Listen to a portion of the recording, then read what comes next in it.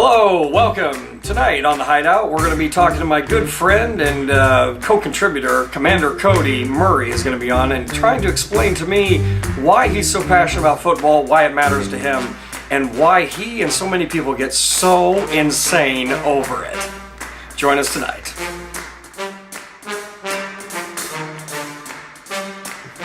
Hello everybody, and welcome back to the Hideout. It's Jason Bailey once again, and this is Commander Cody Murray. Cody Murray. This is going to be a little bit of a loosey-goosey type situation here on the show. We are going to be giving you a little bit more in-depth profile of my best friend, who is my best man, and my all-around uber chum, Cody. Super friends. Yes, we are super friends, for reals. Clark. Bruce. Cody, we have to talk about something real quick. Let's. Now, we are both sports fans of different sports. Sure. My sport is professional wrestling. Your sport is professional football. I think you're fucking crazy. Let's talk about what happened with you and the Facebook incident last week. You mean the post heard around the world? Yes, the several posts heard around the world. What prompted... First of all, when you watch football, you go into some sort of other state. Right. And it's something I don't understand. And by the way, I admit I'm a weirdo. I do not understand this because I understand people going absolutely insane about a game on TV. I can understand, oh, shucks, my team lost, but I don't understand the insanity then, because you're not even at the physical location. Sure. But yet you emote this kind of emotion of just epic proportions. Right. I mean, you're a level 11 out of 10. So I want to talk about the game last week. Who was playing who? Oh Christ, do we have to talk about it? This is a confession. So the game you're talking about was the NFC Championship game between the San Francisco 49ers and the fucking Seattle Seahawks. And it was brutal. I mean, you're one game shy of the Super Bowl, of the game of games, right? You play your whole season to get to this crowning achievement. And I think most people, at least most people you'll talk to in America, will argue that the Super Bowl is the biggest sporting event. WrestleMania is the biggest sporting event in the world. Go ahead. Of a non-sports entertainment variety. And I will also all say sports is entertainment. There you go. Because Lord knows there's storylines in the NFL. Because you are a huge football fan. And there's a lot of people out there that are huge football fans. Huge. But I mean, when you are watching your team, my team, the Niners, you are also on Facebook rallying your fellow fans. Yes. The faithful, the believers, whatever the hell they're called. 49er faithful. And you're getting into it, and you really get extremely emotional. What happened this last weekend? And you know what I'm talking about. Well, no, I know. Don't pretend you don't for the show. So he's trying to be civilized now. Well, if this coffee keeps kicking in, then I may go berserk with caffeine. But for fans of a sports team, or with wrestling with a particular wrestler, there's one guy, one tag team, whatever, that is just your team, your horse. Okay, you love the sport. You love the sport. You love the spectacle. You love all this and that. But when it comes to your person, your player, your team, it's like, again, dialed up to 11. Okay, so I've been a 49ers fan since I was 5, something like that, and over the years, it's gotten more intense. I played high school in football. I played a little bit of football. Played football in high school, and you played football. Fuck, this coffee is strong. Take the coffee away. So yeah, played in high school, played in college for a bit, and I love the team camaraderie. I love this machine of taking 11 guys against 11 other guys and see what happens, And we've talked about it, you love professional football a bit more than college football because you love seeing it played at its most preemptive, the best, the top, the highest level that it can be played. You're going to get the zenith of sportsmanship in football. Because the big thing about college football that I do appreciate is you're playing for your school pride, right? I think a lot of people are playing for their individual futures. I think they're playing to buy their future. No. But if you look at it that way, then it's no different than the NFL, where the individual player is playing for his contract, right?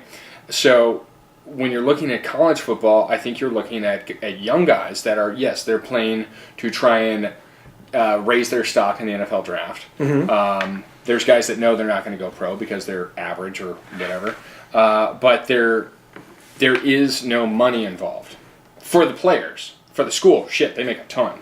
The school Which is highly controversial, by the way. The schools make so much goddamn fucking money off college kids. Once again, college is a scam, whether you're a scholar or you're an athlete. Remember that, kids. Don't throw away your future. Go to work right after high school. Yeah, and you have the internet now, so you can learn anything you want. Right. College didn't become about learning. It became about getting a piece of paper on your wall. Sure, and the school taking your money. Trust me, I know. Until you're in your 40s. So 60s. So the college football element, the big cheer is that go team, go Alabama, go Auburn, go Texas A&M, go whoever. It doesn't matter. It's like, and there's exuberance in college games that is really unparalleled, in pro games. But pro games, when you get these amazing athletes from all these different colleges and you put them on one team and you give them some time together and they get to know, the quarterback gets to know the wide receivers, the offensive line gets to work as a unit for a couple years because the O-line needs to work as a unit. If we're blocking, I got to know what you're doing and you got to know what I'm doing and the guy next to me needs to know what I'm doing and you have to work as a unit. So this is the passion that you really enjoy about this sport. This is what really draws you to it. I like seeing...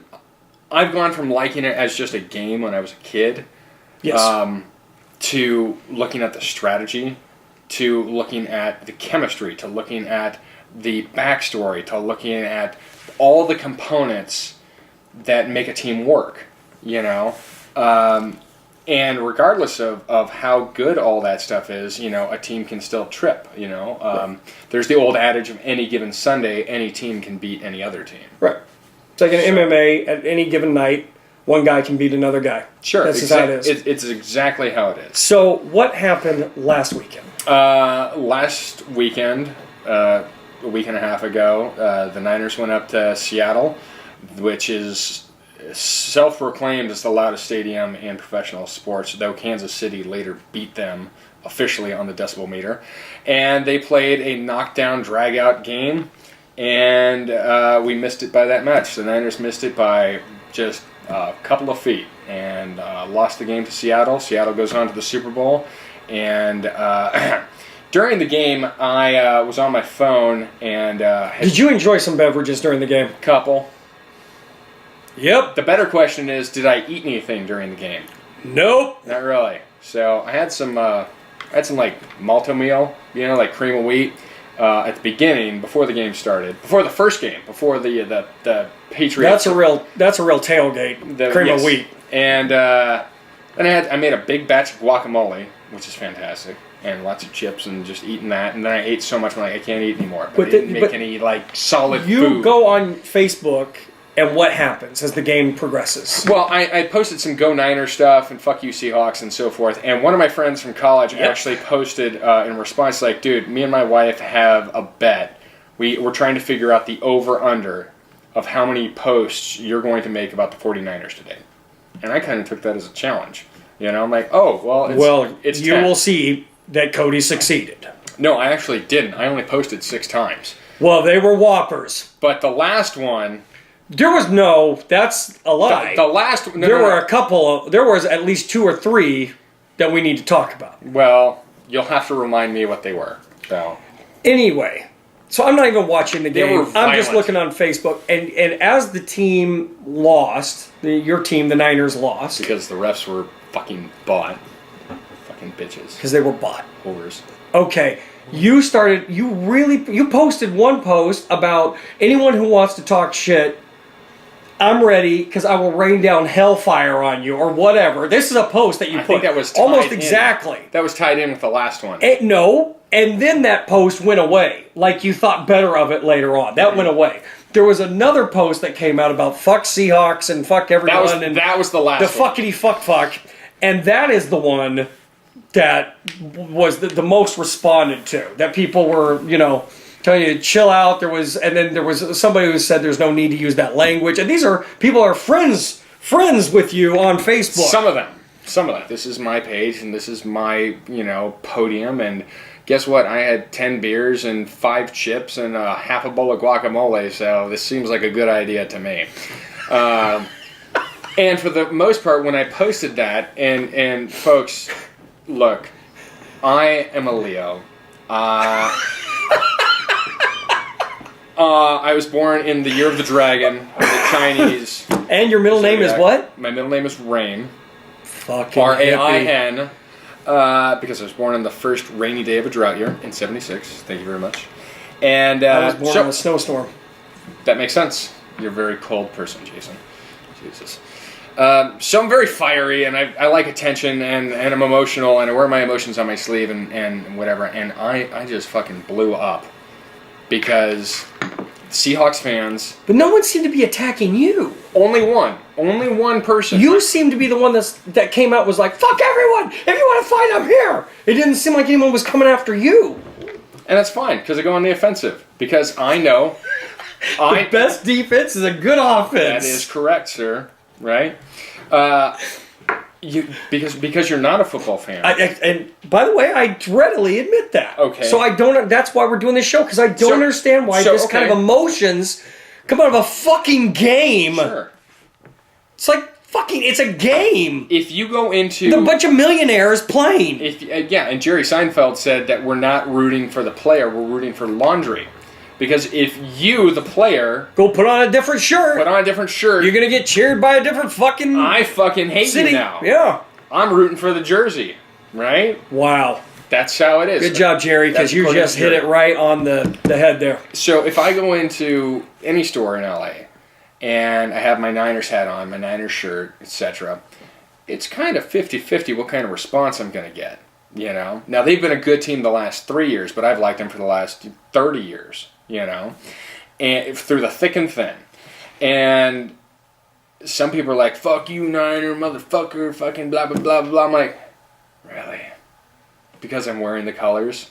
It's like gang warfare. It really is. Holy shit. It really is. Because I can wear an Undertaker shirt and everyone just like, what a fucking fanboy. And no one says shit and walks away. Idiot. Yeah, no one even talks about it. Whereas they pity you that much. They don't even, yell at you. And they don't realize that you could tombstone them. And I could. Yes, you could. Believe me, I'll last ride your ass all night long. Boom. That sounds kind of good. Right? Thinking about Natalie right now. Anyhow. So, at any rate, that helps me a little bit to understand it. You followed him for 30 years. It's your colors. It's your team. And for what it's worth, and this is going to sound very Disney and very hokey and whatever. You did work for the Disney store. Once upon a time. Because you look like Gaston. Because I do. Anyhow, there's a father-son element. And I'm sorry to go this way, but I'm not. No, let us hear it. Father-son element. Look. I've watched football with my dad since I was 2, 3, I don't know. So it becomes binding in your psyche. Yeah, it's a communal thing. And watching that team. Mm-hmm. Some dads take their kids fishing, and my dad did when I was a kid. And some dads play baseball with him, and my dad and I threw baseball around. And we played football together. And football, more than any other sport, more than any other thing, has been a constant in my relationship with my dad for my life, And I can talk about it with my mom, but to if I can talk about it to a 10 with my dad, I can talk to my mom to about a 7. And that's good. Or me about a -1. 1, maybe. Maybe a 0. Maybe a nothing. I don't know. If I had a coloring book, maybe it would help, but I don't know. So, and that's important to me as a person. I love my dad. I've got a great relationship with my parents, and football is kind of that binding tie. And ironically, I just watched the Silver Linings Playbook from last year with Jennifer Lawrence and Bradley Cooper and Bob De Niro, and that there's a big football element in there too, you know. So it's interesting how sports can tie people together, and so, you know, as crazed as I get in those situations where it feels like my life is on the line, you know. Because that's what it seems like when. That's what it feels like when these games happen. When they lost, when the Niners lost, I was getting texts from our acquaintance friends, the circle around us, the hangers-ons. I'm sorry, but you are the others, the other people that think love that, you. You're not as Love cool ya. as the two nerds here. Ooh, no, wait. was telling me to check on fucking you. Is Cody dead Pretty much. again? Or is Cody coming to kill everyone? So, I mean, you do have that intensity as a fan. Being short for fanatic. So as a diehard fan, you feel like you're part of the team for whatever reason. I don't know. I feel like you're on the field with them. You feel like you're pulling for them, and that They say this is a true statistic. They say 1 out of 3 football fans is praying, literally praying to God for their team to win. 33% of the fans of football or any sport are praying to God or whoever, Boba Fett, whoever you believe in, for their team to win. I mean, that says something, that you're literally pulling spiritual power out of the air to want your team to fucking win. That's amazing. I was tempted to invite you over for that game. Oh my God, that would have been terrifying. Well, you probably could have put me in. He's not this calm. No. He is not this normal. It's more like this. He goes insane. So, Fucking insane, this but man. you've never seen my shrine. Oh God, and we're best friends. You have a shrine? During the season, which starts late August, early September, This is sad. and runs through I feel like I'm in an January. AA meeting. Kind of is. It's confessional. Sorry, this is part of the show. You know, you wanted to be personal and crap, not just talk about fucking Star Wars or whatever. That is personal to me. So, I know, I care. Great. I've got these red and gold votive candle holders that are Christmas. They're Christmas candle holders that Macy's was selling on sale like 8 years ago or whatever. Well, that's also 49ers colors. So I set them along the TV stand in front of my 70-inch TV, which is not that big anymore, but still, it's so nice. It's so sweet. And last year, I went to a game at Candlestick Park. Hang on, let me finish. We're going to be taking donations for some psychotherapy. Yes, for somebody here. Help Cody figure things out for Please, me. you can donate. I'll put a tag at the I got a pack of trading cards. It was like the team set, but it was a ripoff. It was only like 12 cards. It was not the whole team. bitches. Fuckers. But I put those up against the votive candles, which I don't put candles in. I just have the colors up there. I've got 2 pennants. You know, the little flags you get at baseball games, football games, and such. I know what a pennant is. Thank Some you. people don't. Some people don't. Christ Okay? almighty. I don't know who we're talking to. Up against the wall. This Christmas, my dad gave me a fold-out camping chair. That is a 49ers fold-out camping chair, which thus became my throne for the playoffs. I have 49ers gloves. I have a selection of t-shirts, jerseys, hats, pants, and apparel that last Sunday for the NFC Championship game, I decked my house out in to try and draw the power from to murder the fucking Seahawk bitches on the field. Sorry. Guess the Seahawks had more votive candles. Anyway, Cody, this has been wonderful. I'm glad that you could try to explain this to me a little bit better. My God, son, take it easy. Coffee's good. Good God, man. I just want the fans out there that we have, 3 of them, I want them to know what kind of man I'm here with. Very passionate about what he's passionate about. And going to be a regular contributor, so good guy. You're stuck with me. He's stuck. Yeah, we're definitely stuck with him, for reals. But it was insanity last weekend, and that brings me a little closer to realizing what the insanity was all about. But anyway, this has been another episode of The Hideout. I'm Jason Bailey. Cody Murray. And we'll be seeing you at the movies. a Cisco neighborhood, actually. Yeah, whatever.